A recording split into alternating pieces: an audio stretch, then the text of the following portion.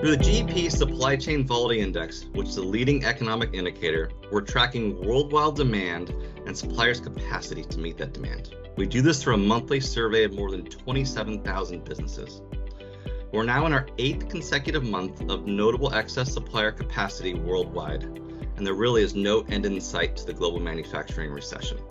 A key finding of November's data is the continuing idle capacity across Asian markets, specifically in China and Japan. We have not seen these levels of subdued demand since the last financial crisis in 2008-2009. Moreover, Europe is experiencing a protracted period of a slowdown in manufacturing. In stark contrast, here in the US, we are displaying far greater resilience in the face against global headwinds. In fact, output of new orders for intermediate goods, such as chemicals, metals, electronic components, actually improved in November. In summary, we do not anticipate any improvement in global manufacturing in the near term.